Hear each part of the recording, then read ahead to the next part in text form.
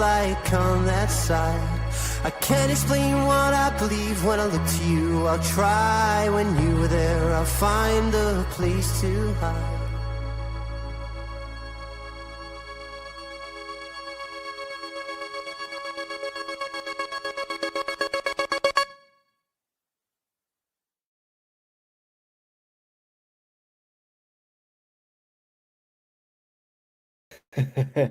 Good everyone, welcome back to Not In My Lifetime channel for a review of the Bournemouth game. Yes, we won again, which was good after the Villa. Well, not the embarrassment, annoying performance against Villa. Yeah, the annoying sort of starting 11 and just a disappointing result last weekend, but much improved in the last week or so. Bournemouth was one of my best performances of the season for me. There was an all-round play. Was always get into the goals and that, and the actual, you know, the stuff happening in the game. But before we get started, Bevo, how you doing, mate? You good? Yeah, I'm all right. Coming down with a little bit of the man flu, you know, so 10 times worse than the normal flu. But yeah, nah, I'm good. I'm good. Yeah, I think it's well, like, because I think this is the thing, right? Like this time last year, we're about to enter the 1 in 13, weren't we, Ron? This time last year, and we beat Bournemouth this time. We won the last 16 Carabao Cup, and we beat Bournemouth. So already we're doing way better this time than they were this time last year. Let's not go there. Let's not talk about that. It's been Halloween, mate. It's been Halloween. The scare fest's now over. Let's not scare us again. No. Let's enjoy ourselves a little bit. Big up, Nick, and obviously a big up, mate. Obviously, yeah, just finished watching podcast. A big up, Andy, for the raid as well. But big up to him. Tomorrow, Tuesday, I can't remember what time it is. I think it's 8:30, but I think Nick will know about that. I think the Mancunian Way, Martin, Andy, I think City Matt feels 894 doing a stream tomorrow to chat about the North Stand thing. I think it's well worth sort of. If you give a chance, you're around tomorrow, listen to it. I'll give that a watch because it's definitely worth sort of having an understanding of why it's such an important issue to talk about. Because I get the club must grow. I'm all behind that, but you don't shaft the fans that have been there sitting in that stadium week in, week out for the last 22 years at Etihad, and many more years before that at Main Road. You don't just do that just by moving people around. So hopefully tomorrow can be a real awareness to the issue, which should be good. So yeah, I'll leave a link to that at the end of the stream. Obviously, I know it's tomorrow, but it'd be good to sort of people go over there and sort of give it a like and that, and give it a lot of support because it's definitely worth giving a listen tomorrow. Big up Dash, but yeah, episode people smash the like, subscribe. We're on the road to 1.3k. We're up and down right now on it, but we're about 20 subs away from 1.3k. So if we can get there soon, I'll be brilliant. Yeah, so what, you know what? Let's get into the game. You know what? I'll get to the comments as I go along. But 3-1, Haaland, brilliant. You know, number 2 goals for him. Robot celebration. He's admitted it now. He's a robot. Confirmed. It wasn't as Big Steve to say. By the way, I watched Big Steve's review. It was true. It was more Tin Man than robot because it was quite very rigid. I understand what you're trying to do. Hey. Nah, do you know what? That has to be one of the silkiest robot celebrations I think I've ever seen. It wasn't the Peter Crouch kind of like a bit clunky. Up and down. He was smooth with it, mate. He was smooth. It was like a little side to side, and then he flicked out the arm like, mate. It was smooth. And do you know what? Haaland loves a celebration, doesn't he? But it was one. It was a cold one. It was really, really cold. Yeah. Well, Rick yesterday, Haaland the brace and robot celebration. Yep, Cherki. We'll get in the Ryan Cherki in a bit because this guy, man, is one game in. We're not doing these De Bruyne comparisons because what are we doing? It's like it's second league start and we're right. De Bruyne. No, let this guy just cook and let's enjoy him. Then we can do that down the line in about 3 or 4 years' time. I'm doing that right now when he just got here and he's doing really well. Let's just back him, support him, but keep those comparisons like Silva and De Bruyne to a very, very minimum right now because it's not really fair on him at all to be doing that to him at the moment. But it's great that he's sort of people think that he's that good. Remember, he's very, very young still. Many more levels to go, many more seasons to go. I'm enjoying what I'm seeing so far from him, and long may it continue. But more importantly, though, Nico G and Phil Foden yesterday as well. That midfield yesterday was brilliant. All 3 of them. I'm going to be honest. The entire team. I don't think Bournemouth's goal should have stood because you had you had the guy who had his arm wrapped around Donnarumma's arm. So. You know, if I'm going to be honest, if that was any other team, if that was a Liverpool or an Arsenal or a United, that goal wouldn't have stood. I'm pretty confident in saying that. I don't think that goal should have stood. But to be honest, 3-1 didn't do that game any justice. Like, I think we could have comfortably got 4 or 5. You know, Haaland had that chance. I kind of want to say it was at the end of the first half where he tried to chip the goalkeeper and the goalkeeper made a really, really good save. Had a couple of really, really good chances. He looked so good. Cherki with 2 assists, really nice assists as well. One of them was a header. That header pass was beautiful. Also, the Cherki free kick that caught the goalkeeper off guard. That was nearly right foot as well. Right foot, weak foot. He just hit it. That was nearly a goal. You know, I don't think the 3-1 did it justice. I think City could have come away with 5, 6, or even 7. I really did. Yeah, we're getting them. We're not up for the title, but we can build it. Exactly. We're going to have moments this year where we're not incredible. But this is the thing. I said before, this season's about building momentum and getting our levels back to where we should be. I think next season will be a lot more consistent because we'll have obviously players in, players out, and we'll start seeing much more of the team being built out. I think the spine we've got right now, by the way, is I think the brilliant. other thing that you need to take away from all of this, though, is you don't have to be incredible for an entire season to win the league. What you need to do is you need to be a team that doesn't give up, a team that can go out there and grind a 1-0 win. Those are the teams that ultimately win the league, are the ones that not just go out there and get, the 3, 4, 5 nils, but also the ones that go out there and just sneak a little 1-0. Those are the games that you'll look back at the end of the season and you won't really remember the 4, 5, 6 nils. You'll remember do you remember the 1-0 against Fulham? That could have been a draw. It's the games like that you look back at and go, that is the difference between good teams and teams that win the league, is those little 1-0s. Yeah, I agree. And it does. Like Nunes and O'Reilly yesterday were brilliant. Yeah. Mateus Nunes, right, was given a tough task against Semenyo yesterday, and I There think was a proper shaky pass that Nunes made, though. I think it was in the second half. He played it right into the midfield and right into the path of one of their attackers. Yeah, I remember that actually. Yeah, so it wasn't all. Look, overall performance was brilliant. I think he's been brilliant recently, the last few games. But I think this is the thing. He's gonna have moments of that. But again, I know Donnarumma was kind of foul, but I think Donnarumma was still with the punch version a lot better with that. But again, players will make mistakes. It's gonna happen. Will. You know what I mean? The thing is, I'd rather him make a mistake playing a forward pass rather than playing a backwards pass.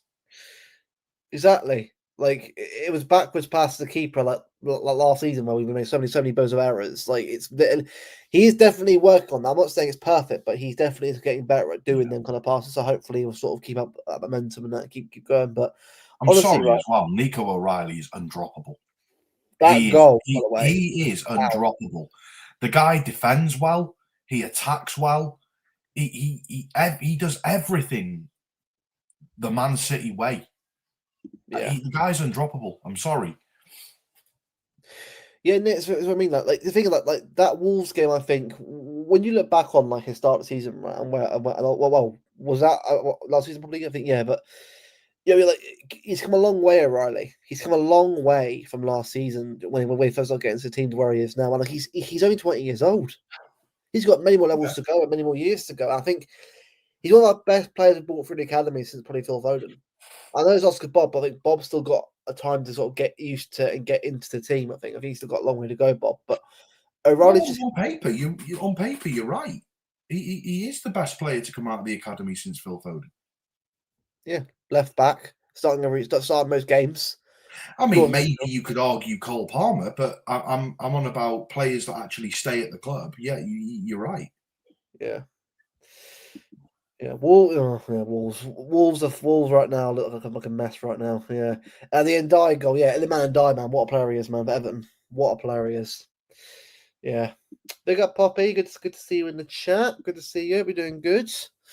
8 p.m. Yeah, 8 p.m. 8 p.m. with obviously Martin. Yeah, exactly. Yeah, it's definitely if you've got time tomorrow evening, definitely give it a listen because it's important that people as fans, obviously me, obviously. Don't go week in, week out. Obviously, we can't. But people who do go week in, week out and have seen tickets, is important that they listen to, especially for the club, because the club can, of course, a club can build and get better, but you can't forget where the club's come from and why the club is still going today because of the fans.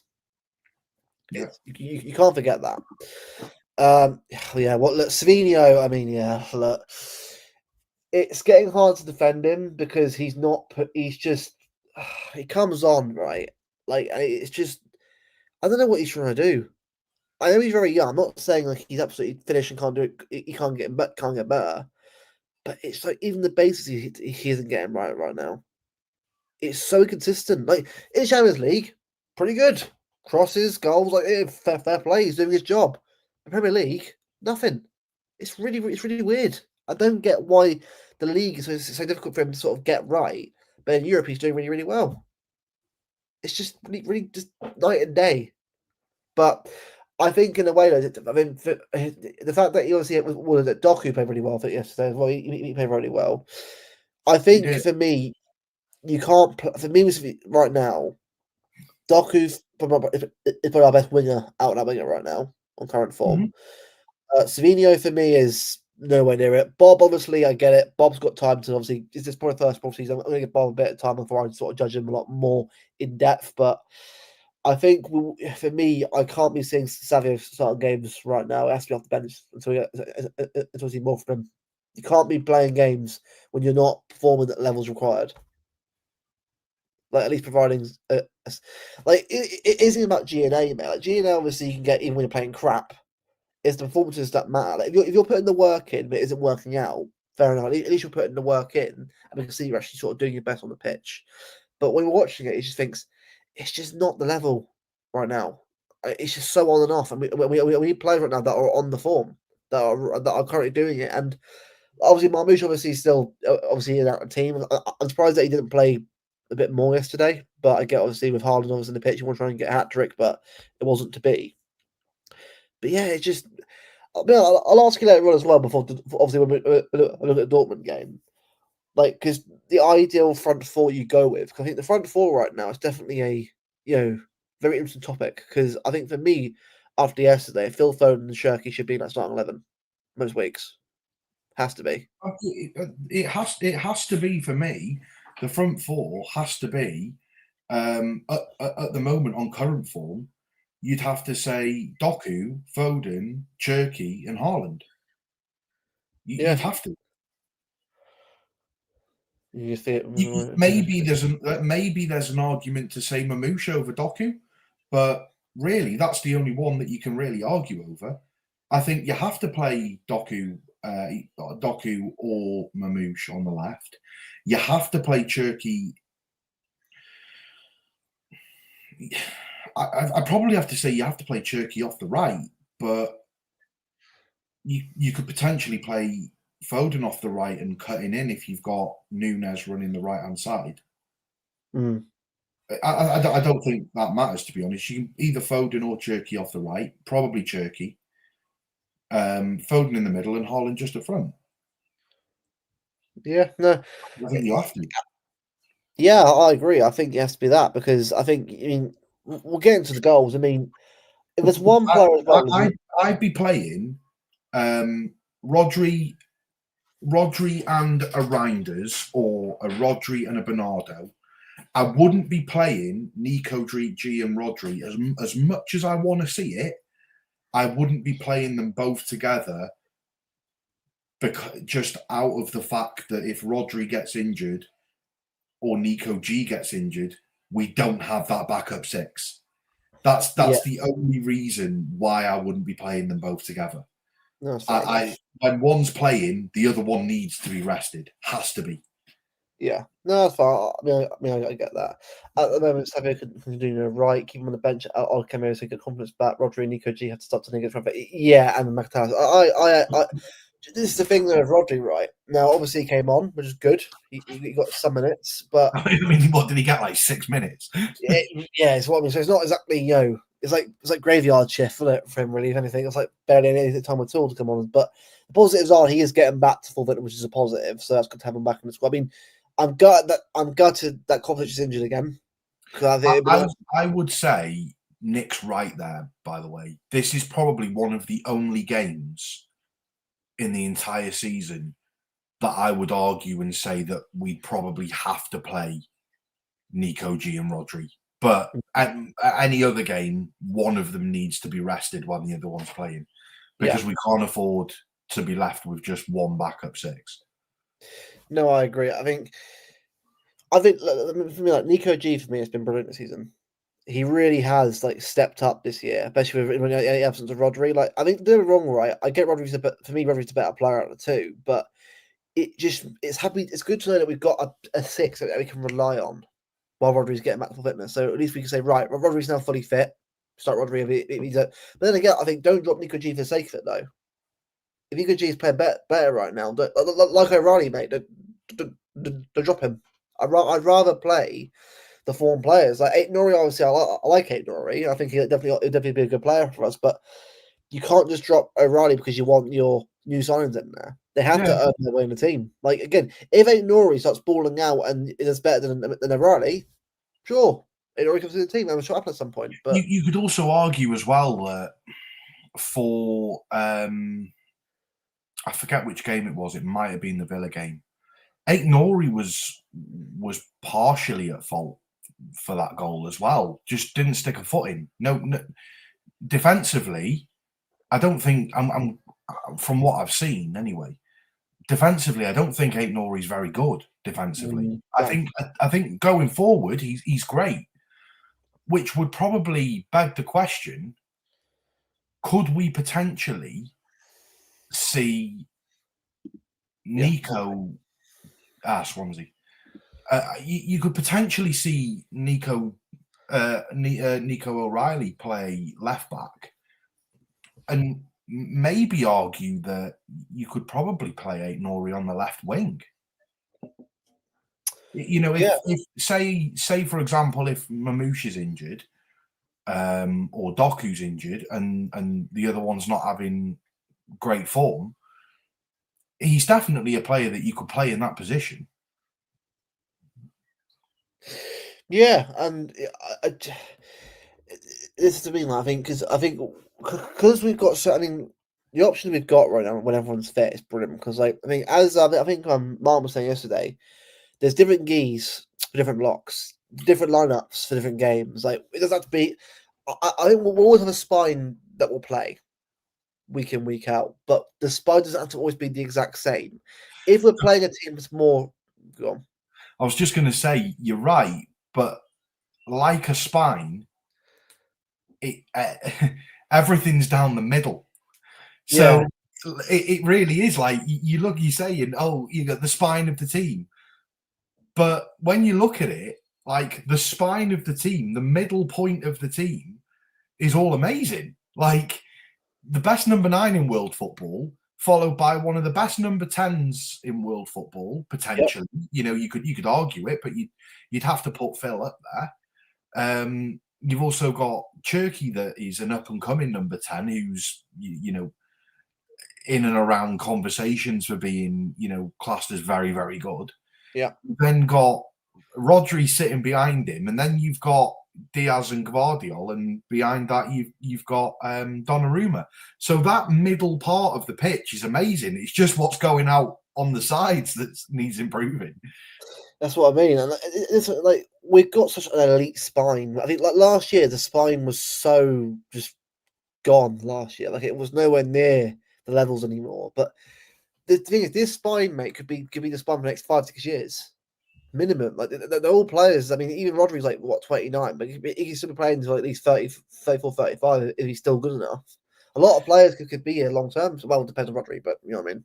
Rodri maybe not, because I think Rodri is 30 already. He's 29. He's close. I think I'll check that just to be sure. I don't want to sort of either way. I can't see Rodri still being at the club in 5-6 years time.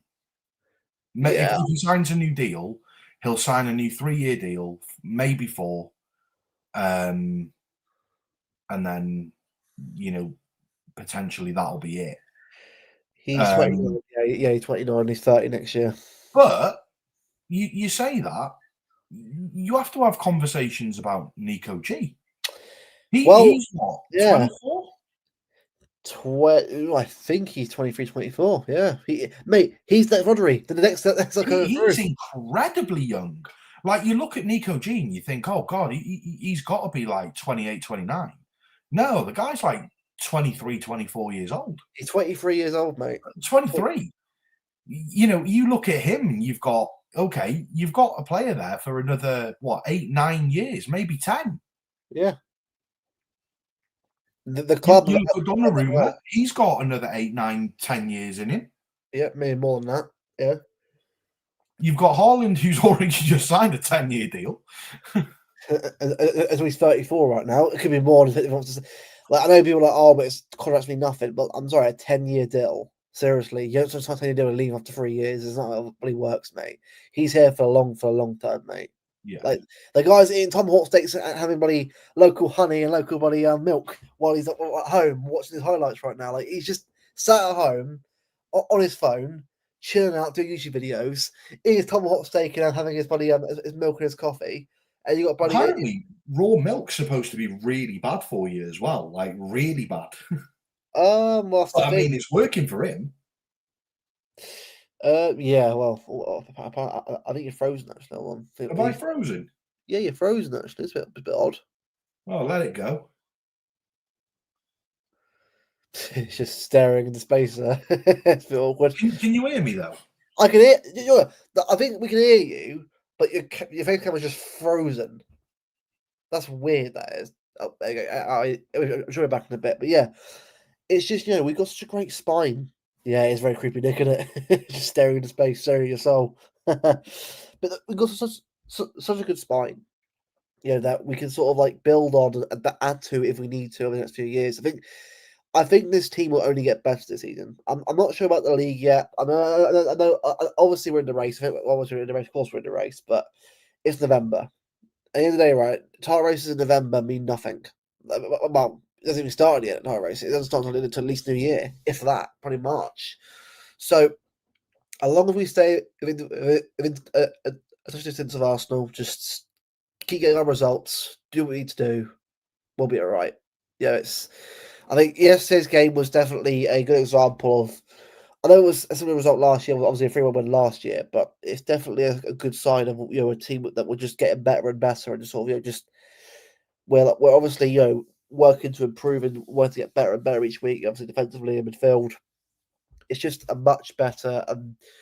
I feel confident with this team. Like, even we go goal down, I'm like, all right, it is what it is. It's frustrating, but we go again. It's not like we. I mean, when was the last time we actually conceded 2 goals in one game? It's weird. Like, I mean, when we look at it, I think was it Brighton the last game? Because I can't think, like, was it United? We've got a clean sheet. Napoli kept the clean sheet. Arsenal conceded a goal. It was after that. Was it Villarreal? It's been a lot of games recently, but I'm just trying to think of the Monaco. As I said, Monaco obviously conceded 2. So it's not like we've been. Was it a League Cup after that? Was it Huddersfield? Yeah. So only was it? Is it? Yeah. As I was going to say, it was Brighton Monaco. But that's what I mean, Nick. It's like only twice. Obviously Spurs as well, but that's only 3 games exceeding 2 goals. That's really, really good. Like, yes, Arsenal are better defense than us. Fair enough, but it's so much. It's a lot more reliable. Hopefully, he's there. Hopefully, it's loading. There he is, working now. No, but I was just saying to the chat, mate. Like defensively, right? We've only conceded 2 goals in 3 games. Like twice in 3 games season. Like like Brighton, Monaco. With most games now, if you see the goal, it's like 1, if that. Any more than that, and like that is just like for me. I have so much trust in our defense now and our goalkeeper that even if we do concede the goal, I'm like, all right, it's frustrating, but we go again, and that's why I think it's so important. Have you frozen again? Have I frozen again? Bloody hell! Well, this face cam is just falling apart right now, isn't it? Bloody hell! Give us a minute. No worries, mate. No worries. Big up, Rich. Big up, mate. Every doing good. Good to see you too, mate. Obviously, your team obviously has just won 3 and lost and drew with Forest. So obviously, you haven't lost for a while. So I'm sure it's a bit more of a relief for you than anything else. But yeah, big up to you, mate. I'll be doing good. But yeah, I feel so confident in the team, which is really nice. Again, I'm not too worried about like certain things, and I'm not like panicking about things. I'm just like taking it for every game as it comes. Like I look forward to Dortmund on Wednesday. Looking forward to Liverpool after that. Like Liverpool will obviously be a tough game. It will be a tough game. Oh, there he is. He's on the iPad. Is that the phone or the iPad you're on? Nah, I'm on the phone for now. I don't know what's going on with my computer. No worries, mate. I'm good. So you've got me on the phone for a bit. Yeah, that's fine. It is what it is. But as long as you're here, that's the main thing. No, but like the confidence I I've got can't see the chat. I can't see the chat though, by the way. So you'll have that's to fine. read them out. I'll fill the chat in, obviously. Rich has just joined the chat and just thought to say that big up to you guys. Obviously, good to see us live. A big up, Rich. We're doing good, man. Obviously, his team have just obviously big up, Rich. Yeah, obviously his team have lost in a while, so I'm sure he's happy. Obviously, they didn't drew Forest the weekend, but they haven't lost and been embarrassed themselves for a bit, so at least be a bit more relieved by that. But I just feel so good about this team right now. I know, I see a lot of moaning still. And unfortunately, that's going to happen. The people just want perfection, which isn't going to happen. It's not going to happen. I'm sorry, it doesn't. Even the treble city team, as good as it wasn't perfect either, was it? We act like it was, but it wasn't. No. That season, people forget the games that we drew and lost. Tottenham away 1-0, Brentford at home 2-1. There's games that we lost that year that were very irritating and frustrating. So you aren't going to get the perfect season, the perfect team. So I think what we've got to do is just get that out of our heads and just focus on one game at a time. Because otherwise, you're just going to be sat there on getting angry for no reason. So there's no point. Just one game at a time. Exactly, Nick. Well, I said that to you, didn't I, at the start of the season? Yeah, you did. Yeah. I said to you at the start of the season as well that this year, no matter win, draw, or lose, I'm not gonna put myself back in the position of where we were last year, where it was the anger, not necessarily from me, but it was seeing all of the anger and hatred and vile comments coming out on social media. So I've said this year, I'm not doing it. I'm not even going to entertain it. I'm not going to look. If we lose a game, I'm not going to look, because half of it is, it kind of feels just like kids throwing their dummies out of the pram. A lot of new fans, yeah. I just, even at the moment, I don't really want to bring it up in too much, because obviously it's quite a sensitive subject, but some of these stories that people are making up about players in our team, but not just about players in our team, families making up vile stories about illnesses of people, and it's like, what are you doing? The Foden thing, Do you know what I mean? I feel, I feel sorry. I really, really feel sorry for these players, because they're in the public eye anyway. They don't necessarily want to be in the public eye. You don't, ultimately, you don't decide to become a footballer because it makes you famous. You want to become a footballer because you like playing football. Yeah. And it just so happens that you're pretty good at it. These players don't ask for the fame, but with fame comes a lot of false negative stories being created about you, but not just about you, about your family as well. And to be honest, it's sick. It really, really is disgusting seeing these comments coming out. And genuinely, from the bottom of my heart, I really, really do hope that not just Phil, but anyone that's going through anything like that, regardless of whether it's true or not, it doesn't need to be put out on social media. Some things need to be kept quiet. Yeah, they do. And some things need to be kept away from social media. And if it was true, which seemingly it doesn't appear like it is from what I've seen from Phil's sort of statement, thankfully it's not true. But these players don't deserve this. They don't deserve the made up bullshit stories to try and get a few fucking clicks and likes at the end of the day, these players are human beings the same as we are. Yeah. They don't ask for this fame. They get given this fame because of how good they are at football. That is it. Facts, mate. Facts. Anyway, rant's over. Yeah, well, hey, a bit of a rant is back off. It's actually for a good reason. It was a nice one though. It was a nice rant. Mate, last season's rant was just you ranting about the club, and yeah. So it's good that it's about something important that everyone agrees with, which is good. So definitely good to have that. Yeah. But it's what I mean, Nick. You're right. This thing isn't like people don't realize, right, that last season was kind of a norm before we won consistent titles. Now, like, even when we won the Premier League the first time, like it was brilliant. It was an unbelievable achievement. But it wasn't every year, was it? Like, obviously, was it FA Cup, then a Premier League, which is unbelievable. Took 2 big trophies in 2 years, which is unbelievable success for the club at the time.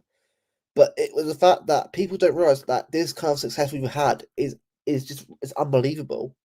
It's unprecedented, and when you don't win. Obviously, you want to get it back, but people, it's always about winning football. Like, because again, at what point do you get to the point where like you just I feel like people right now have just gone too far there. I think where like if you're not winning by a certain amount of scoreline, you're not happy. Like, well, it's football. You support a team. If you win a game, great. If you lose a game, you lose a game. It's not as simple as as people think. Oh, you just win a game 5-0. Like, let's be real, right? How often do we think this season we'll batter a team 5-6-0 in the league? I reckon about 3 or 4 times probably at most because it's hard league this year. Yeah, I mean.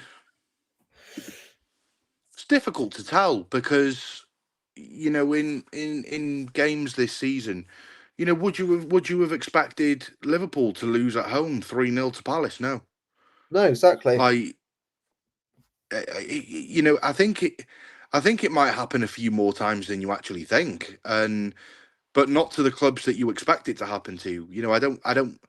I can't see Sunderland getting slapped up 5 or 6. No. I can't see.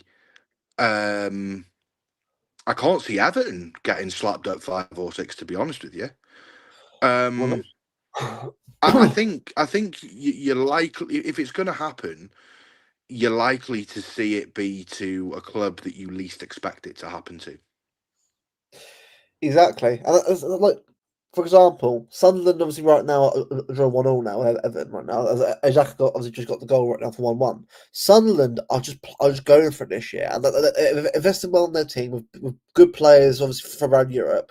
They've come into the team there and they're getting results out of it because they actually find invested in their team. What's the bet that come the end of the season, maybe next season, you have the media coming out and saying Sunderland have broken FFP? What's the bet that's happening though? Let's be real. Well, look at Forest. Forest did the same thing. It's the same thing, what I mean, mate. Same thing. But I like.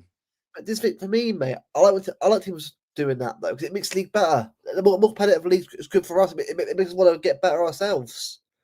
It's not like it's not some league. It's like League One where you just shit house it every year like PSG do. It's a very hard league that you've got to play every game to be in. Even like Burnley and Leeds, mate, aren't easy games this year. Even if they aren't the best teams, they're not whipping boys. They're not. It can get results out of nowhere. So it's a very someone put up a status or a post or whatever you want to call it up on Twitter about where would City be in the league if you took out Haaland's goals. So I said, and where would Arsenal be in the league if you take out set piece goals? Like, I'm sorry, but 2 can play that game. Exactly. Two can play that game. You want to talk about Haaland scoring goals? Well, let's talk about you and set piece goals. They would be 17th in the league if it was only from open play goals. Like, Arsenal are that bad. But I'm on 6 points clear. The thing is, right? Do you know why all these YouTubers, bro, put Arsenal on the title, mate? Because it gets them clicks. Arsenal fans are very But Arsenal fans are so sensitive. They need constant love. Like, what is this? Like, I would rather get haters on all the season and win a league, and then laugh at all the faces of rival fans. Bring it on! I'm there for it. Like, yeah. the end of the day, At the end of the day, like you get. Do you know what? Like you're hearing it already. We're in November, and it's like they're not even Arsenal fans. Like the media are calling Arsenal the champions elect. Who the fuck elected Arsenal as champions? Seriously, like, they haven't won season, anything to be elect. I tell you, mate, it will be beautifully sweet if we win the league this year. It would be, it would. Imagine the last day of the season winner, a la Villa, and we got Arsenal title in the last day of the season again, and just really. Well, I'm not being funny, but the way that they're playing isn't sustainable. I'm not saying that the way that we play is sustainable either, because at the end of the day, like if Haaland gets injured, where do the goals come from? But I think you've got more chance of us getting goals from like Foden or Mamouche or Cherki or whoever it may be that's playing in that position.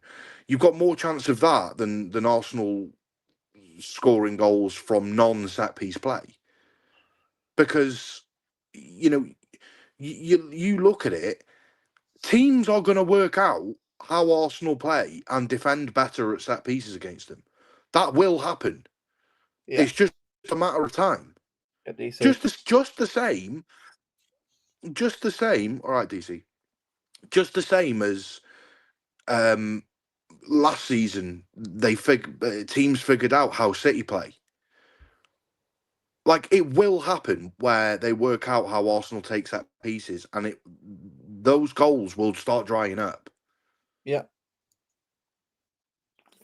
So, the way that they're playing at the moment is not sustainable through a 38-game season.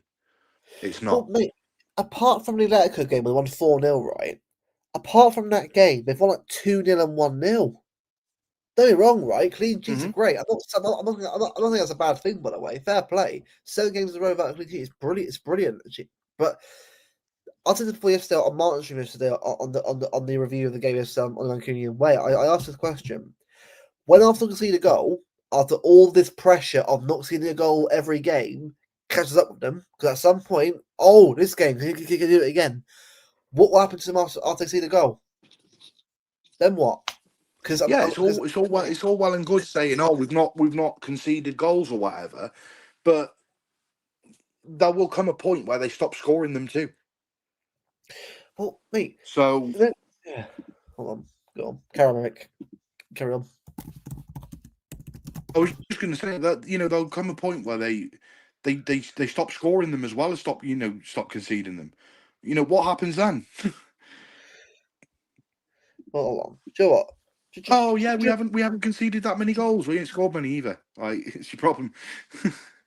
Well, mate, these fixtures are obviously if you can see it, fair enough. But Slavia Prague away. I can see it. Slavia Prague away, mate. Now, but bear in mind, going to Prague in Europe is not easy for any team. Even if Slavia Prague is shit, but the atmosphere is not easy. No matter who you're playing against. So I think win that game anyway. But the fact is, mate, Sunderland away. They'll win that game.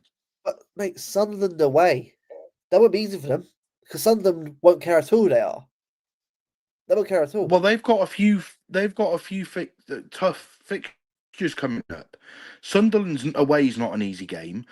Spurs at home's not an easy game. Spurs are a much better team this year than they have been over recent years. Bayern Munich haven't lost a game this season. 15 in a row, mate. Company of and Chelsea aren't terrible. They're not great, but they're not terrible either.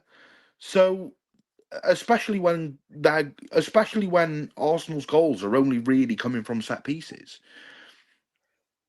Like, I can't see them winning the league. Because the other thing is as well, right? You've got to take into account that as it stands, they've not really had much in the way of bad injuries. No. If Declan Rice picks up an injury, or if, I don't know, Gabriel picks up an injury, like, they're screwed. Because Mosquera ain't that good compared to what they've already got. Personally, No. I like Mendy. I do like him, but their midfield, Marino is that good, mate. What a good goal will have Henry only, but he's average at best, mate. Average midfielder. Like their quality, like look, they're wrong, right? Declan Rice and Gabriel are very good players, mate. They're very, very good players. I only rate them both very highly. But again, their options on the bench, mate. Yeah, but we got good depth. Really? Have you really got good depth? I don't think so. It's quite average, actually. No. So look, I just think for me, look, I'll say that if Arsenal win the league, fair enough. It is what it is. Like you have won the league, but I'm going to come back in. I'm going to come back in 1 minute. I'm going to try start at the computer again. 1 minute. All right. See it, mate. Monet. I'm not sure what you mean by that, mate. Why are you looking at our fixtures? Well, mate, I look at your fixtures because, in effect, it's just to see where you are. Look, I think, and this is where I'm not having a go at you. I'm quite fair when it comes to analysis. I think if you get through these 5 games, right, and let's say, I'm not even saying a clean sheet, but let's say you get results out of them, I think it's actually 5 good. It's actually a good results overall. I just think that, it's going to be this next few games for you, mate, are big. If you get through these games unscathed, fair enough. But like, I'm not. But look, obviously, you have to look at your rivals. Obviously, when you're fighting for a title and that. But it's not going to be easy. And I think, obviously, look, in the past, your fan base has been very well known for going over the top. At certain games like this, I think it's just. We know about ourselves as City fans that a title race is not even starting yet until at least February, March. So, as long as I think if you've got the mentality of 1 game at a time, it's fine. But these few games coming up here will be very important for your season because it's a lot of games coming up in a row that they'll be very hard games for you to get through. Exactly, Dick. Like this is the whole point. We are the hunters hunting down the first place team. We have to look ahead to our rivals' fixtures. Obviously, Liverpool behind us right now. Obviously, Liverpool playing on Saturday. So we have to look at the Liverpool game. Well, obviously after the Dortmund game, obviously Dortmund is probably right now. Anyway, like, obviously I know Dortmund, Liverpool 1 week, but I feel like if you're focusing on one game or both games at once, it doesn't really work. Hopefully, this will work now. Right, mate, all good. Yeah. Let's give it a crack. If it don't work. If it don't work this time, then no worries. But no, these fixtures for me, right? Look, if Arsenal get through them, mate, fair play. Because at the end of the day, right, these are the kind of runs, mate, that we know are important in the season. These define you in the season. Like I know it's November, but these are big games coming up for Arsenal, and this is when what defines your season is March, April, and May. Well, yeah, exactly. But I mean, like, it's going to be interesting where Arsenal are. I mean, you've got. That's the thing that's so difficult about winning the Premier League, is that you've got to be consistent across 38 games. It's not something that you can be consistent of over 4 or 5 games, like a Carabao Cup or an FA Cup or whatever. You've literally got to be consistent across the whole season. Yeah, and that's why Pep has always rated the Premier League. I'm not saying he's rated it over the Champions League, but he's always said that it's harder to win the Premier League than it is the Champions League, because in the Premier League you've got to be consistent over 38 games. The Champions League, a lot of it is down to luck, really. Yeah, it's the way that the draw goes for you. We were incredibly unlucky, really, the year that we won the treble, to get Bayern Munich followed by Real Madrid. but we won the games, didn't we? We did win them both, but that was. You don't normally see that. Do you know what I mean? You don't normally see that in a season where you're run to the league final. All right, Tarek. Obviously, guys, all of you as well. Go over and subscribe to Shades of Blue. Great channel. Great bunch of lads over there. I've been on there before having a chat with was it Crank and that and the gang. My fellow panelist. Yeah, big up Tarek, man. But, it's nice to have American representation on the community, especially with Celts and that and yourself. So it's good to have a good, diverse, obviously, people, obviously in the fan base on YouTube. So a big up to you, mate. You're doing a great job over there on Shades of Blue and obviously on the LB show with Bella and that. But no, it's like I think this will be interesting to see how Arsenal do. Like, obviously, I'm not going to be praying on a downfall. Obviously, for me, at the moment, focus on your own games. So obviously, for us right now, I'm focused more on obviously we're playing Dortmund and Liverpool next. Dortmund obviously next game. Obviously after Liverpool. They're two tough fixtures. Dortmund are doing well. Liverpool, whilst they're not in great form at the moment. You can't go to their you can't play them complacent. You have to play them like you can't go there thinking they've lost 8 of the last 9 games or whatever. It means fuck all. It doesn't mean anything. You have to go there. Like our run of fixtures aren't exactly easy. No, you look at that. You look at Dortmund, Liverpool, Newcastle away. Yeah, and Newcastle away is never easy. Well, yeah, like Newcastle right now are a weird team this year. Aren't they? They're a weird team. Like they can win against Benfica 3-0 and lose to West Ham 3-1. They're a very weird team this year. West Ham, Newcastle, they're all over the place. They beat Spurs 2-0, lose West Ham 3-1. They're a very up and down team. I mean, where they are. But the thing is, mate, we're coming to town and they want to put on a show and get a result against us. So if we can again this month here, I think get to Leeds. Unbeaten or get 4 wins, I'm happy. I will say it now though. Someone else has said it in the chat. Liverpool game for us is a must win. Yeah, 100%. It is a must win game because that as well could be difference in the points come the end of the season. Yeah, you come the end of the season, that could be the difference between first, second, and third. Yeah, if you go that game at home that we lost to Liverpool, like that 3 points could be crucial. 100%. Yeah. Oh God, because it's always wild. I think 1 year I'll do Newcastle 1 year. I mean, especially did it, and I've heard out as well. So it's going to be a wild one on the coach when Nick's running the tinnies. Oh mate, I've seen him. I've seen all the seen Nick. I've seen it. Oh, it was a lot of fun. I've seen Nick's posts on X. 20 tinnies for the Swansea away game. How about that? I love it. Honestly, I tell you, 20 tinnies is good work as well. It's good work. He's made good work of that. But that's what I love though about our fan base. But like, just the camaraderie and togetherness, even at home and away. Like, I've been obviously a few away games now, and it's just the camaraderie that the fans have for each other. It's great. It's what you don't win certain games, right? But when you do win, it's great. Like, it's the whole point of it is being there together and support the team. That's what I love about away games, but. But just mad though about this around November, right? We have 4 of 5 games are at home. Only one away game this month. Now, for me, Dortmund has to be a win. I know Dortmund are a bad team this year. They're actually playing all right this year compared to last year, but it still won't be an easy game for us. But we have to win the game, get the 3 points on the board. We have to make sure that we at least get 3 points on the board because I think that top 8 place is important for us this year. Especially after last year being the playoffs. I want to be top 8 minimum this year. That's been top 8 minimum. Liverpool in itself obviously is a hard game because even though they've lost like 6 of the last 8 games, they are still a team that can threaten us. Salah can still threaten us. If you look at it right, there's an international break obviously after the Liverpool game. Yeah.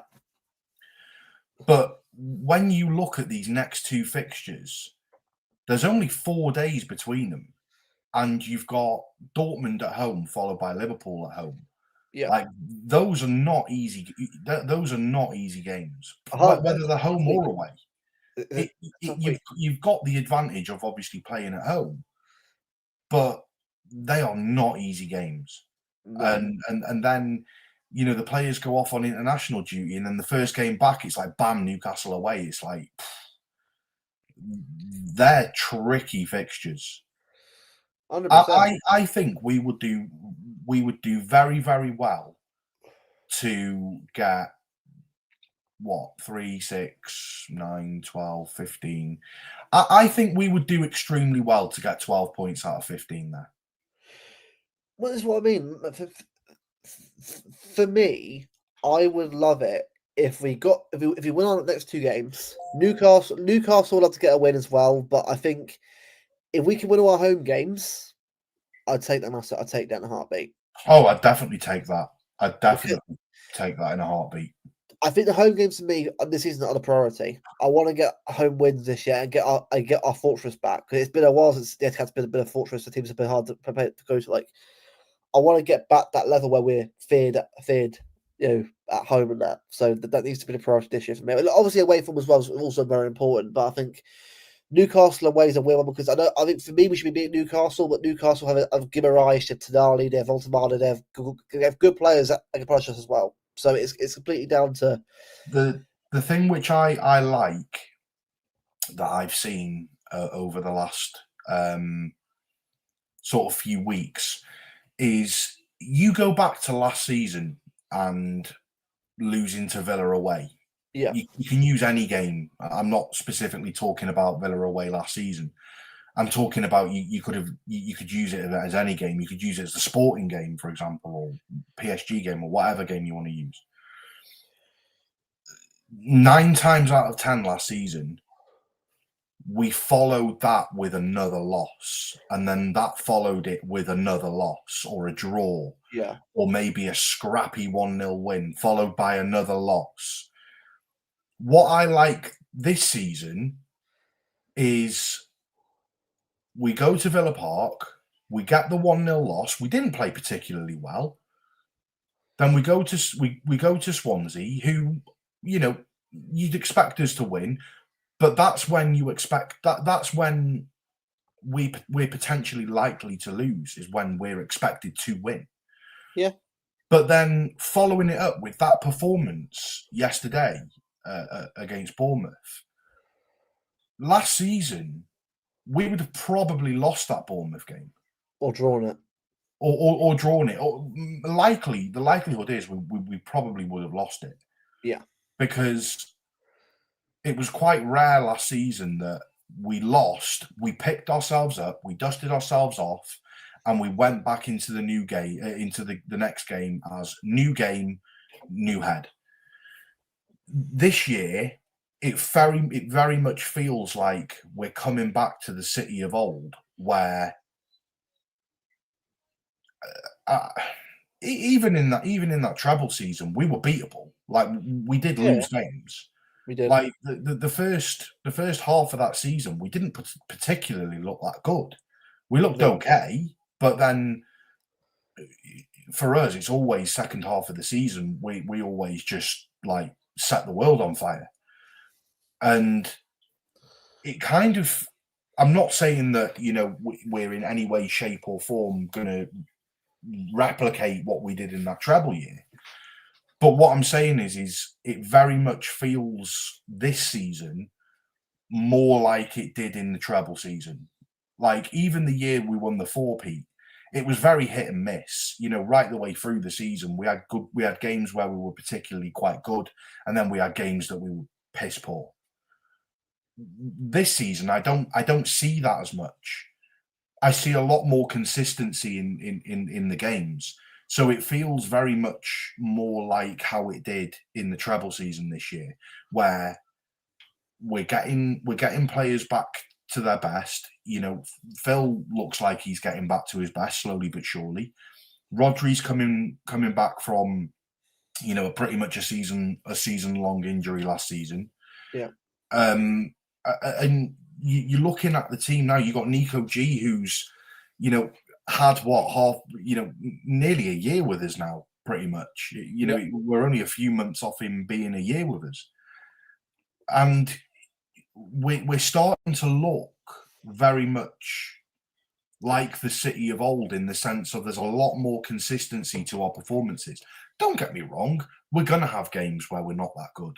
Villa away, we were not particularly great, to be honest with you. We had a few half chances, and that was pretty much it. But if we can start seeing those consistency in performances, I will take that. Wherever we end up finishing in the league, I will take that. For me, consistency is key. Yeah, 100%. No, I just because, like, you know, I think obviously right now, one game at a time. It has to be a priority. Has to be obviously Dortmund. Next game obviously has to be. So what we'll do, I'll do a quick squad builder, and we'll sort of do a little builder. Yeah, you do it on your computer today. Yeah, yours is a bit hit and miss today. I'm not risking mine today. Right, I've got a different builder today. Actually, different builder. It's a FOTMob one that Alpha uses. It's actually quite good because it has the updated players and that. So I can use. Okay.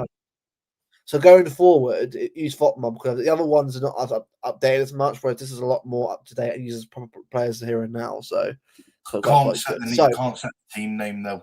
Don't like that.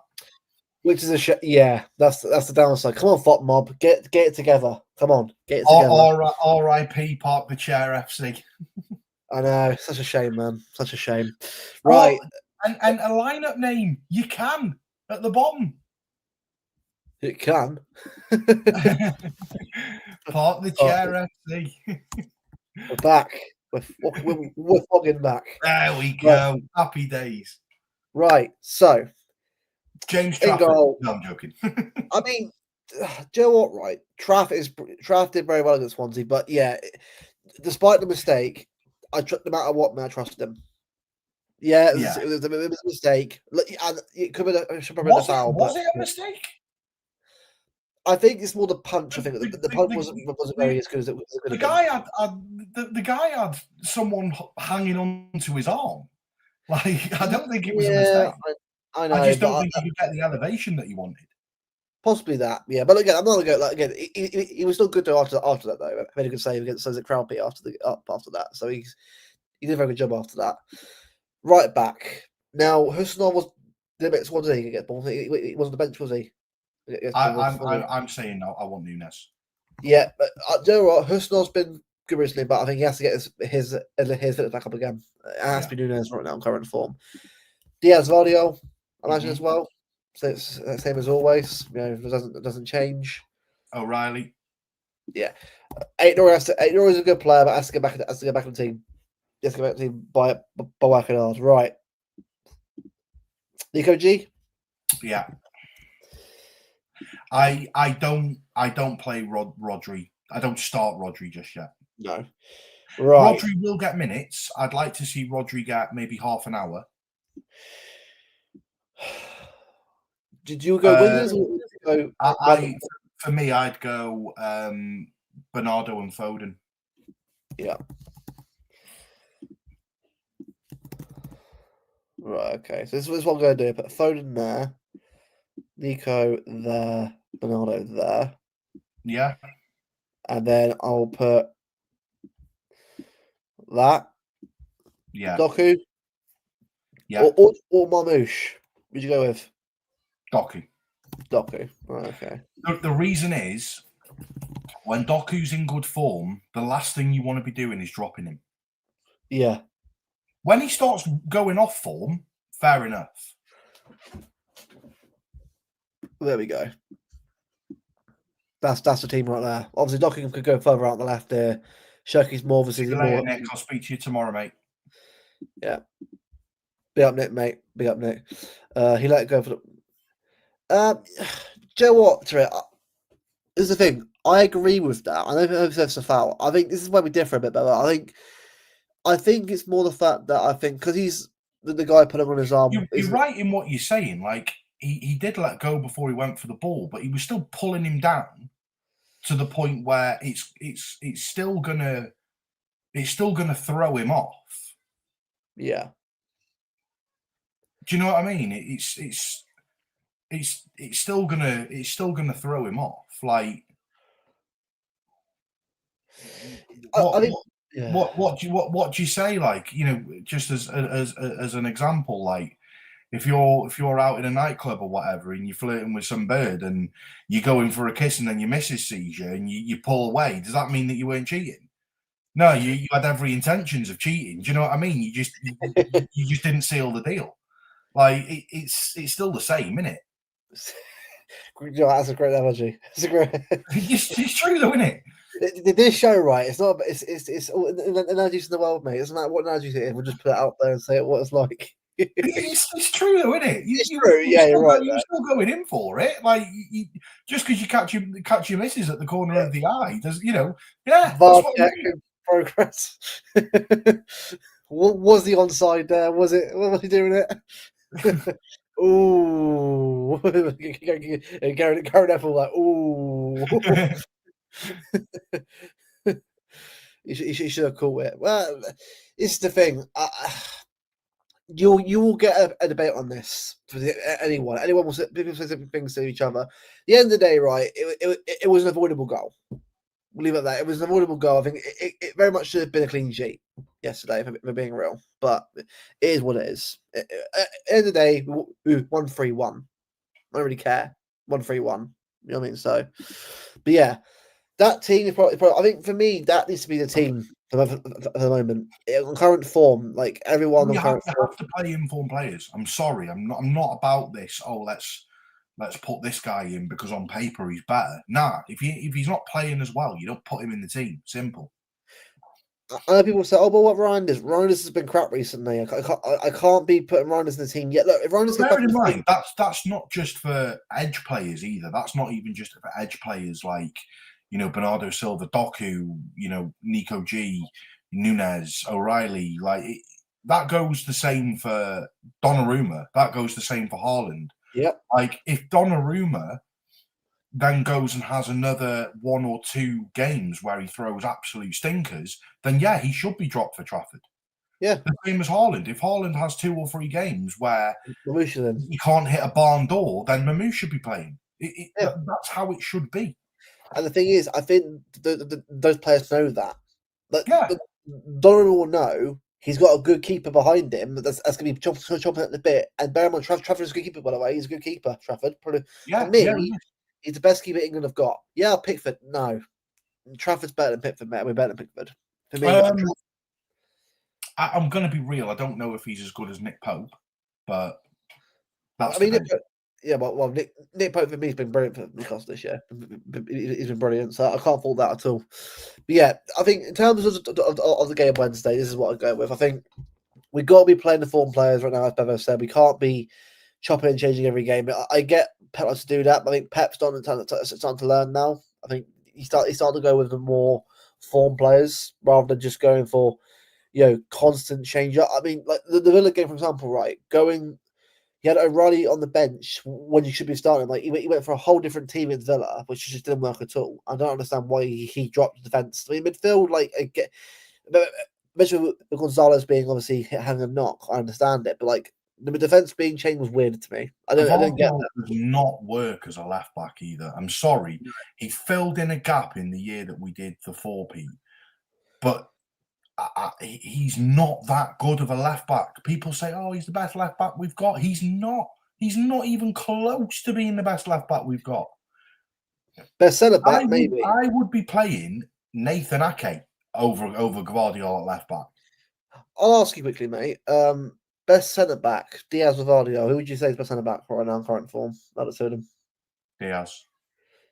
Yeah, I mean defensively, mate, he's been brilliant. Ruben Diaz recently. Bear in mind, I'm not saying anything bad about Guardiola here, but Diaz, since Donnarumma's been in there, Diaz looks like a whole different player. He looks like he's getting back to his best. He's mate. He's looking like how Vinny was with Joe Hart. It's that Maya Jama jamming, isn't it? Maya Jama. She's the one. She's the one. The right girl. He found the right girl. Thank you, Maya. Keep him on his toes. Good man. But no, honestly, this team right now, like Who would have thought, right, this time last year, right, I'll be saying that a pivot of Nico G and Bernardo Silva is what we're playing right now. But this is what it is. This is where we are right now. This is how it is. I think this, for me, is the current best team we've got. I mean, obviously... The only reason I play Nico G over Rodri is just for the simple fact that Rodri is not back to full fitness yet. I mean, I think that's pretty telling. The fact that he was given 6 minutes yesterday, shows that he's not ready to be starting games. And I don't want to be rushing him back. I would rather him come on for 20 minutes at the end and know that we can get more out of him for Liverpool. Yeah, agreed. I don't want to be starting Rodri and then him potentially pulling his hammy again and then being out for another 2-3 weeks. I don't want that. No, I would much rather him hold bench, and if we're looking a little bit ropey, then bring him on. If we're not looking ropey and we're 2-3-0 up, then bring him on after 60, 70 minutes and give him 20 minutes to see the game out. I'd rather get Rodri back to full fitness, but by gradually playing him week in, week out, then rushing him back for Liverpool, and then Liverpool he's like a quarter of an hour in, injured again. Yeah. Look, we do need him for Liverpool. We do. He's crucial for Liverpool, but that's why I don't start him against Dortmund. No, this team's good. This team here is good enough to beat Dortmund. There it is. Obviously, Liverpool will discuss it a different day. I think for me, right, again, one game at a time. I'm discussing Liverpool right now. When Dortmund's the next game on Wednesday. One game at a time. People who do that kind of stuff, man. Guys, we ain't been weekend yet. I mean, for me, I'm all about Champions League this year. I want to get top 8 secured ASAP. Big up Ed, by the way. Just seen Ed in the chat. Yeah, big up Ed. He's been obviously doing very well in Cunha recently. Obviously, being one of the main guys on there now, which is good to see. Obviously, I think him and Martin and Pat were on. Is it the Oil Brothers show? Is it Newcastle fans and that just now? So a big up to them. Obviously, they're doing quite a lot of stuff right now. Doing some good stuff right now. So a big up, bro. Big up to you, obviously, for being supportive as well of our channel as well. But yeah, this team here is what I'm going with. I think Liverpool we'll discuss a different day, but for me, these players on Sunday were brilliant. They all put a performance in. They all put a shift in. And I think obviously before we end the stream as well, right? Brian Cherki, because we don't talk about it very much yet. This guy is such a baller, man. He's such a good player, man. The technical ability he has. So tacky. The guy's just he's unreal.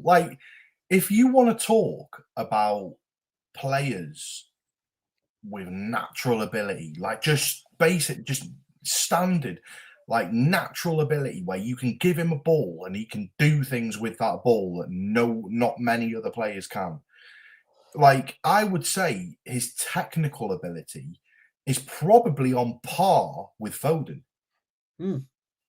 Yeah. I would say he shows it more than Foden does. I think Cherki's a bit more of a risk taker than what Foden is. Cherki will quite happily try and play off some kind of back heel flick pass kind of thing, or he'll go for them more than Foden will. But in terms of natural talent and ability and skillfulness with a football, Foden and Cherki are just two absolute demons. But mate, you watch film with Cherki, and Andy's a shithouse as well. I love that. I love that in a player.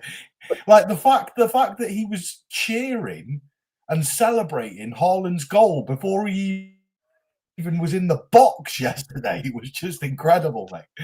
I love it, man. This guy's shithouse. I love it. And his words, mate, he wants to give pleasure to the fans, doesn't he? He wants pleasure. He gives me total pleasure in watching him play football. We're all set in, mate. We're all pleasured up, mate. I'll come back, all right. Good review. 5 stars.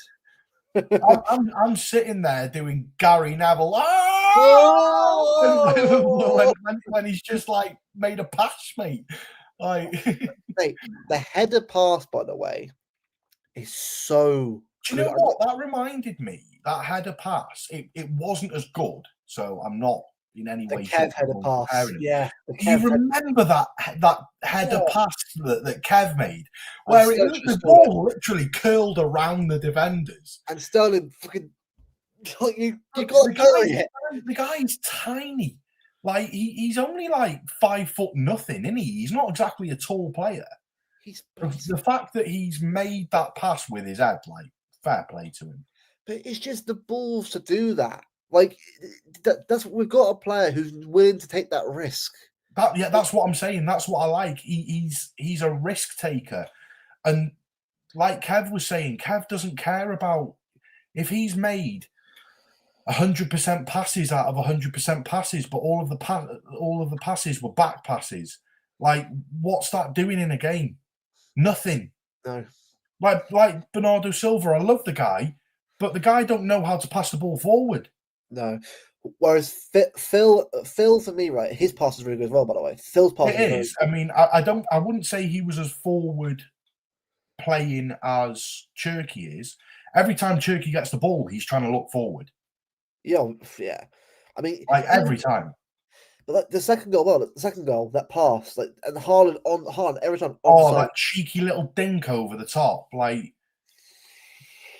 he's a baller, mate. He is a proper demon.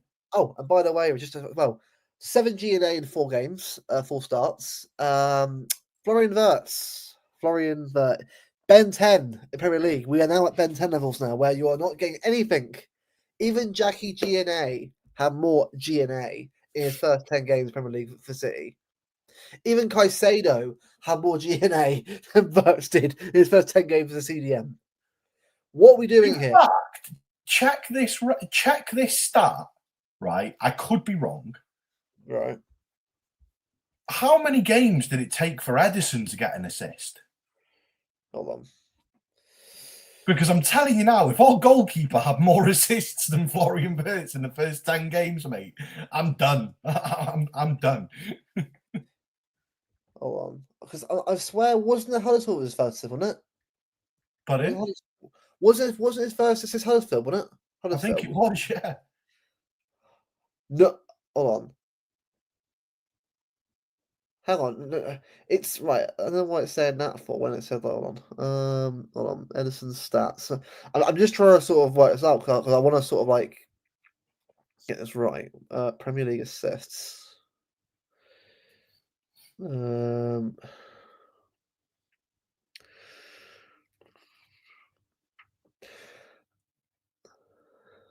I think his first was his first assist against Huddersfield. I swear it's in year 2. When I swear it was his second year. Wasn't it? His second season, was it? Yeah, but even so, mate, like, I'm sorry, but you can't be £115 million for how much you cost player and not have any G&A at all in your first 10 games. No. I'm sorry. Like, Liverpool, right? Why did they get him in the first place? You had like Szoboszlai and McAllister and Gravenberch is a better midfield free combination that works really well together as a free.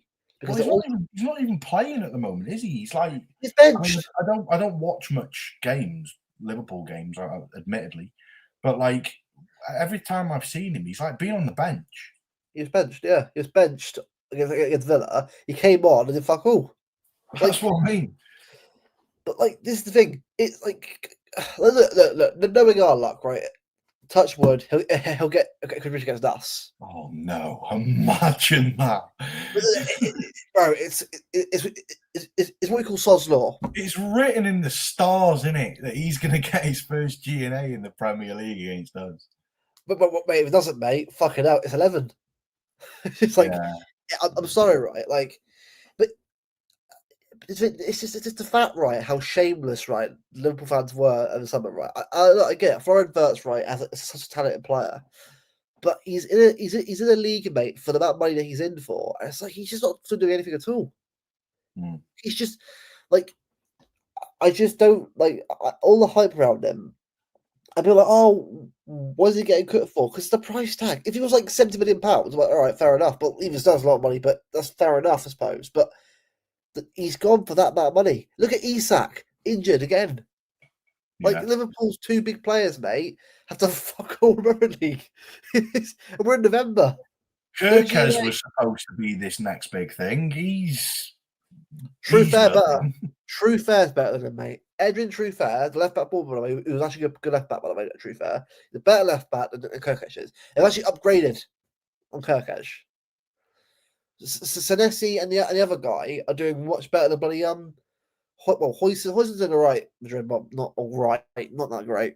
Zabani's doing well at PSG, but like Bournemouth have actually replaced the players they've lost with equally good players. Got Real Madrid this week, Wednesday or tomorrow.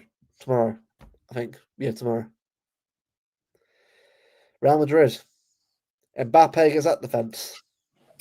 I'm sorry, mate. Liverpool are going to get torn apart that game, and I don't think Real Madrid are playing that well either. To be honest, yeah, they're playing better than what they did last year, but I still don't think they're that great.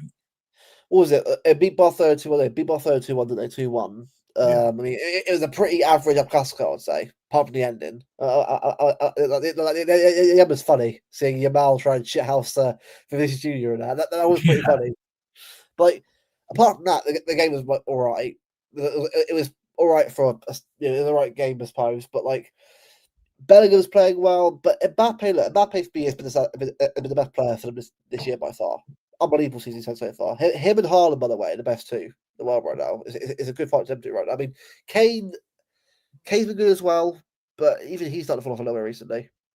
He hasn't got any goals recently, compared to previously. So, I mean, it's that game in December between Haaland and Mbappe will be a good game to watch. That we're going to watch because it's going to be the battle on the counter attacks, isn't it? Yeah. It's just be counter. I'm looking forward to the Newcastle game. Haaland against Voltemada. Like, yeah. They're very similar to players, really. Well, Voltemada for me is it 6 or 7 goals so far in his first few games. Like, I know it's a lot of money when he went for, right? Fair enough. I think he should be doing it anyway. But the guy's he's 20 years old, mate, playing in a new league. I think he's doing really well. He is. Like, if that price tag wasn't so high, it'd be perfectly fine because the price tag's so high. The thing is the price tag isn't that high really, because how much did he go for? Was it like 60 odd million or 80 odd million? I think it was 80 million. 80 million. I think overall. But you look at that. The guy's 20 years old. If you had him for the next 10 years, say, that 80 million over 10 years looks like pence. Yeah. Big up, KDB as Alf, yeah. But big up Alf for the raid, bro. Big up Alf, man. PSG Munich, yeah, whoa, PSG Munich tomorrow. Oh, I'll be watching that. Oh, that's a tasty game as well. That is a tasty game. Wow, that is, mate. If Bayern have got to fight, no, to get that record going so far. I'm telling you, Bayern beat PSG tomorrow. It's gonna be a good game, though. Yeah, it will.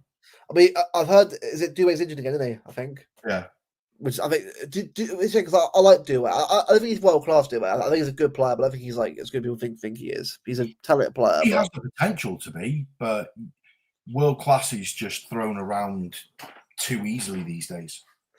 Oh, it is. Agreed. Yeah, it's too much of an easy thing to sort of just say about anyone. So no, I mean, I agree. Especially when, let's be real, last year was his kind of first season. Like, to be considered to be in the world class bracket, you have to be doing that for 3, 4, 5 years. Yeah, agreed. Yeah, and it was a good first year. Was it treble winner? UCL and that, obviously his first year and that. But yeah, but so was Calvin Phillips, mate. Exactly, and Cole Palmer, isn't it? And then man, everybody are getting. Yeah. I mean, what was it? I just think, right. I mean, these games coming up, especially for like some, because I think Bayern got PSG after away after that as well. So they got 2 tough games in UCL coming up. Yeah, I'll tell you, mate. Bayern right now, unbeaten in 15 games, barely to get any goals, if that. Like they're on fire right now, mate. And even without Kane, mate, they're still winning games. Gnabry's chipping in. So is it Leonard Carl? I mean, Musiala's come back from injury. Like, Bayern have a good team, mate. Yeah, they do. Bayern for me are outsiders, or favourites for me to win this UCL this year. I would probably say that the Bayern, as it stands in current form, are my favourites to win the UCL. Yeah, because this isn't saying that we can't do it, but we've still got a ways to go, I think, ourselves. I'm not saying we're like, out of the picture. It's that I've got to see more of us before I see where we're going to be. Like, if we get top 8, and let's say we do very well in the last 16, cool. Let's. But for us both, we both know how good we can be, but we've got to see more of this. We've got to see more consistency. We've got to see where we're going to. Like, ask me in in February when we got through the games, and let's see where we are. Because by that point, obviously, after the group stage is over, hopefully top 8 and go from there. So, because as we all know, mate, November, December, January, mate, is a half few months. Yeah, it is. This period coming up, mate, is after this break, mate. It starts to get up to the ante more. Yeah. Like, games coming. Like, obviously, when we get to December, we'll obviously discuss it. Right now, obviously, it's Dortmund. But before I end the stream, I'll ask you in the chat as well. If new people leave a like as well on the stream, as subscribe you do. We are on the road to 1.3k at the moment. Any help would massively appreciated. Also, if you want to be a member as well, click the join button and you'll be able to sort of join in. And any few streams that we do, obviously, we're looking at doing more stuff later on. So we've got a few things going on at the moment, the rest of this year. But the plan is, obviously, once we get a bit more free time to start developing more other stuff on the channel, there's a little bit of time. The other thing as well, isn't there some kind of like new button on YouTube now? There is, yes. It's called the hype button. I mean, I'm not sure exactly what it really does per se, but apparently it does really good for the channel. Apparently it gets it out there. So after the stream is open, people, if you can put some hype points on the video or the stream, sorry, it does a lot. It do us a lot of help. I'm not sure what it does really, but apparently it does. Apparently it's good for you. Apparently in the algorithm, so if it helps us out, I mean, massively appreciated. Almost 248 people in this stream on a 10 p.m. on Monday night. Big up to you guys. Obviously, it's probably our best stream in a while, obviously, because of how YouTube's been recently. But we do massively appreciate the support recently. After chat, I'll ask you as well, Bevo. Predictions for Wednesday against Dortmund. How you feeling about it? Yeah, fairly confident. I'm not too fussed about what the scoreline's going to be. I'd take a 1-0. I'd take a 2-1. I'd take anything at this point. Just the most important thing isn't the scoreline this game. It's about leaving the field without injuries. And with 3 points, that's the most important thing. No injuries and 3 points. That's all I care about.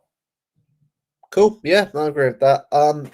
I'll go 3-1 Leicester. I think at the end of the day, right, 3 points. I want to get more points on the board. I want to make sure that we're still at top 8. I want other playoffs as much as I can. Last year, playoffs was annoying because, again, you're at risk of playing someone big. Obviously, we might not make it through. I'd rather avoid that and get to the last 16. A better chance of getting to the quarterfinals from that. So, yeah, we're at home tomorrow. For me, it has to be a win. Has to be the priority tomorrow as well. So we can get that. We appreciate it. Liverpool, we'll try and sort of do a stream and discuss that beforehand. We'll work out a time to do that at some point this week. But we'll obviously get to that. But I mean, yeah, I've got a lot sort of in the pipeline at the moment for anybody that's that watches the stream and people that know. 1894 have put out a newsletter. In that newsletter, it discusses that there's going to be a cuddly toy donations thing for the game against Leeds. We're currently working on getting that all finalised. Crossing the T's and dotting the I's and all of that. But there'll be more to come on that as follows. Just incredibly busy at the moment, trying to sort all that out and just daily life and everything else. But it's gonna, when it's all finalised. I mean, you know yourself just how close it actually is. and not just working with 1894, working with MCFC Food Bank with this as well.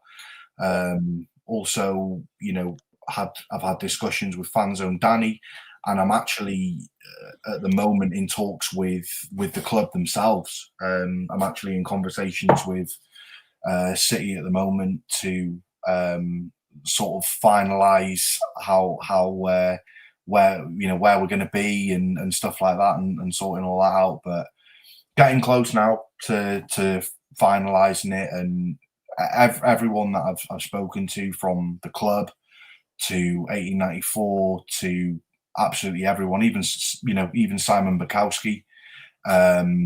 I've spoken to a lot of sort of high profile people about my idea that I've had, and everyone's on board with it. Everyone loves the idea, and I just can't wait to get it going.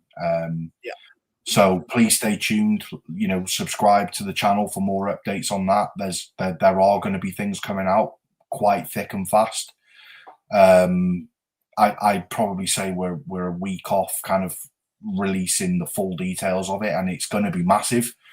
I'm hoping that it's going to be something that starts a bit of a movement, not just from City fans, but across the whole Premier League. That's the aim. The aim is to start this off as something that we're doing with City fans, and somewhere where City fans can donate to. But the general idea of it is to raise awareness for all different clubs across the Premier League, and make this a big thing. And I'm really, really excited about it. It's been something that's been in the pipeline for months now. There was times where I spoke to Luke off air, and I've been like, I don't know how much more I can take, mate. Like,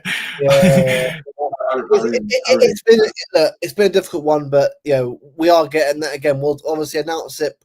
What we'll do is, when we get the announcement for it, we'll do a stream as soon as possibly can. We'll get it out there and get it discussed a bit more in the open. But obviously it's almost there. But with few T's and I's being ICV being dotted and crossed right now, so we're almost there. It's almost here we go, confirmed on that, which is good. And also as well, before we end as well, just going to share this as well, because I think earlier on, and discussed this earlier on his show as well.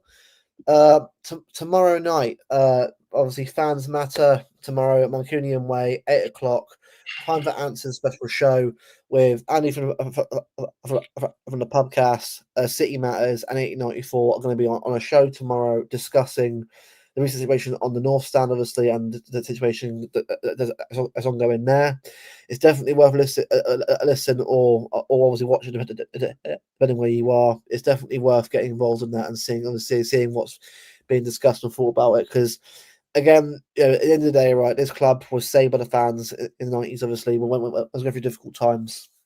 And without fans, in general in football, it means nothing. And the club can't forget its roots and can't forget where it's coming from. Games like Bournemouth yesterday, obviously, without tourists, obviously, the local fans and the fans can go week in, week out, are the thing that makes the club the way it is. So you can't forget that. So big up Martin, obviously, and big up obviously everyone over there tomorrow, obviously, for the show. I'll be shooting for that one, definitely, for sure. And big up obviously them guys for all the work they're doing so far, and I massively appreciate for what they do so far. But yes, people, big up you guys for all support. Obviously, I'm watching the stream tonight. Really massively appreciate it. Obviously, leave a like on the stream as well. Subscribe if you're new. On the road to 1.3k. So, again, a lot of stuff to come very soon. Announcements to come very soon. So we've got a lot of stuff still going on behind the scenes. Me and Bevo. Again, we'll obviously discuss a little bit of what's to come as well. We'll go really into it when we get everything confirmed in that. But again, I appreciate all support, people. We'll obviously Wednesday's game against Dortmund. Big game on Wednesday, and let's see if we can get the result we can, obviously, and get another 3 point in the Champions League. Until then, people, have a good rest of your week, and we'll see you again for a stream very, very soon. Take care, everyone. Have a good rest of your week.